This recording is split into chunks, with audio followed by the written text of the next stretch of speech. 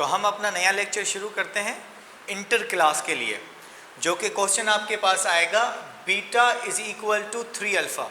इसकी डेरिवेशन आपको सॉल्व करनी होगी। आपको सबसे पहले पढ़ाया था लीनियर थर्मल एक्सपेंशन, उसके बाद आपको पढ़ाया वॉल्यूम थर्मल एक्सपेंशन, फिर जो चीज़ आपके कोर्स में नहीं थी एक्स्ट्रा आपको पढ़ाई सुपरफिशियल थर्मल एक्सपेंशन। इन तीनों को पढ़ने के बाद बोर्ड में एक पेपर आता है, पेपर में क्वेश्चन होगा कि जी beta is equal to 3 alpha explain करके बताएं। अब आपको एज इट इज़ ये पूरे का पूरा समझना है और लिखना है। याद रहे इसकी कोई थ्योरी नहीं है, तो इसको अगर आप अटेम्प्ट करते हैं तो आपको इसके 100% मार्क्स मिलेंगे, कोई भी आपकी मार्क्स डिडक्शन नहीं होगी। तो हम यहाँ से शुरू करते हैं। हम कहते हैं beta is equal to 3 alpha prove करके बताना है। सर ये बीटा क्या होता है, आपको पहले भी बताया सर, ये कॉफिशिएंट होता है वॉल्यूम थर्मल एक्सपेंशन का। जी अल्फा होता है लीनियर थर्मल एक्सपेंशन का कॉफिशिएंट। कहा गया है कि प्रूफ करके बताएं ये beta is equal to 3 alpha के इक्वल है। तो सबसे पहले आपने लिखना है बिफोर हीटिंग, हीट करने से पहले एक वॉल्यूम जिसके अंदर लेंथ, विड्थ और हाइट तीनों चीज़ें होती हैं। मतलब अगर मैं यहाँ पे एक बॉक्स बनाता हूँ, ये आपके पास एक 3D बॉक्स बना। ये कौन सा बॉक्स है सर? ये 3D बॉक्स है। इस 3D बॉक्स के अंदर लेंथ भी है, विड्थ भी है और हाइट भी है। ना इसकी लेंथ, ना इसकी विड्थ, ना इसकी हाइट कुछ भी अभी तक चेंज नहीं किए। बिफोर हीटिंग, हीट देने से पहले हमने इसका वॉल्यूम कैलकुलेट किया। जी वॉल्यूम इसका है V is equal to length, width, height. पर हमें पता है कि जब हम इसे हीट देंगे, इसका टेम्परेचर राइज करेंगे, तो इसकी लेंथ, इसकी विड्थ, इसकी हाइट बढ़ जाएगी, इंक्रीज हो जाएगी। इसीलिए आपने सेकंड सेंटेंस लिखना है आफ्टर हीटिंग, हीट करने के बाद इसका वॉल्यूम, जो कि फाइनल वॉल्यूम है। ये है वॉल्यूम, ये V प्राइम, V डैश, ज़्यादातर लोग इसे V प्राइम कहते हैं, V डैश भी कहते हैं। आपको जोन सा अच्छा लगे आप कौन सा पढ़ें जी। V prime, L prime, width prime और ये हाइट प्राइम। मतलब वॉल्यूम इनिशियली ये था, हीट करने के बाद वॉल्यूम बढ़ गया तो आपने उसके ऊपर प्राइम लगा दिया। जी ठीक है सर, यहाँ तक समझ में आ गई। अब ये जो L प्राइम है इसकी डेरिवेशन आपको समझाइए। ये फॉर्मूला आपके लिए न्यू नहीं है, ये लीनियर थर्मल एक्सपेंशन में आपको एक्सप्लेन करके बताया है। ये भी एक किस्म की लेंथ है, विड्थ वो भी एक किस्म की लेंथ होती है, हाइट ये भी एक किस्म की लेंथ है। आपने कहा कि जी लेंथ, फाइनल लेंथ का क्या फॉर्मूला होता है? Final length is equal to original length 1 plus alpha delta T. और अगर ये विड्थ प्राइम है तो विड्थ भी एक किस्म की लेंथ होती है, इसका फॉर्मूला भी सेम आएगा। हाइट भी एक किस्म की लेंथ है, इसका फॉर्मूला भी सेम आएगा। अब आपने करना क्या, ये जो इक्वेशन नंबर 2 है आपके पास, इस इक्वेशन नंबर 2 के अंदर ये जो आपके पास लेंथ है इसकी वैल्यू पुट करें, ये जो आपके पास विड्थ है इसकी वैल्यू पुट करें, और ये जो आपके पास हाइट है इसकी वैल्यू पुट करनी है। आपको इसकी वैल्यू पुट करनी है, इसकी वैल्यू पुट करनी है और इसकी वैल्यू पुट करनी है, और वो वैल्यूज मैंने लिख दी हैं आपके लिए। अब आपके पास आता है putting values in equation number 2। ये है इक्वेशन नंबर 2। इस इक्वेशन में ये तीनों वैल्यूज पुट करें तो आपने कहा जी सर ये आएगा V प्राइम, फिर आएगा जी इक्वल टू, इसकी वैल्यू पुट करेंगे तो ये रही इसकी value L 1 plus alpha delta T. ये आपके पास रही लेंथ की वैल्यू, पुट कर दी आपने। जी विड्थ की वैल्यू ये रही, आपने विड्थ की वैल्यू पुट कर दी। ये रही आपके पास हाइट, आपने हाइट की वैल्यू भी पुट कर दी। अब इसमें से कोई चीज कॉमन आ रही है same? Yes sir. Sir length, यहां पर भी लेंथ और यहां पर भी लेंथ, ये तीनों लेंथ कॉमन है, आप इनको कॉमन ले लें। जब हम इसको कॉमन लेंगे तो यहां लिखेंगे लेंथ, यहां लिखेंगे विड्थ, यहां लिखेंगे हाइट।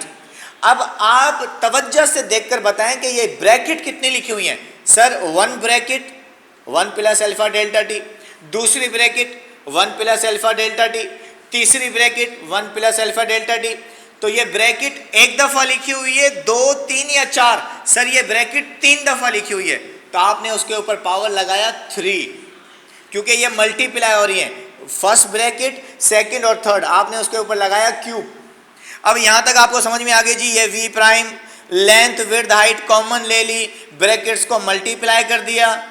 अब ये लेंथ विड्थ हाइट, अब कोई भी चेंज नहीं आया, सिर्फ V prime length width height ये किसके बराबर होती है? ये भी एक किस्म का वॉल्यूम है भाई। ये लेंथ विड्थ हाइट किसके बराबर है सर? लेंथ विड्थ और हाइट वॉल्यूम के बराबर है। ये आपने सेम एज इट इज लिखा। अब अगर आप ये फार्मूला भूल गए हैं तो हमने आपके लिए लिख दिया है, ये लिखा हुआ है a plus B whole cube, जो कि आप ओपन करेंगे a cube plus 3a square b plus 3ab square and b cube. तो अब आपने ये फॉर्मूला यहां लगाना है। ये जो आपके पास 1 है, यहां पे ये 1 बिहेव करेगा a, अल्फा डेल्टा t ये बिहेव करेगा एज अ b। ये a टर्म है, ये b टर्म है, इसमें हमने फॉर्मूला लगाना है। तवज्जो से देखें, v prime is equal to v, अब फॉर्मूला ओपन करना है जी, a plus b whole cube का फॉर्मूला, a क्यूब प्लस 3 फॉर्मूले का a स्क्वायर b प्लस 3 फॉर्मूले का a b square and b cube. आपने सबसे पहले इसे ब्रैकेट लगानी है, ये आसानी रहेगी आपके लिए, गलती कम से कम होगी, ना होने के बराबर। तो अब आपने ब्रैकेट बना ली, अब वैल्यू पुट करते हैं। ये लिखा हुआ है जी आपके पास a क्यूब मतलब 1, यहां क्या आएगा जी 3a square, 3a square a 1 है, b की वैल्यू अल्फा डेल्टा t, यहां आएगा 1 अल्फा डेल्टा t, यहां आएगा अल्फा डेल्टा t, ये आपने वैल्यू पुट कर दी। अब v प्राइम आपने सेम लिखा, v आपने सेम लिखा, 1 का क्यूब 1 ही होता है, 1 का स्क्वायर भी 1 होता है, ये दोनों आपस में मल्टीप्लाई होंगे, 3 1 जा 3 हो जाएगा, ये आप लिखेंगे अल्फा डेल्टा t। तो सर बाकी ये वैल्यू आज आपने नहीं लिखी, आप भूल गए?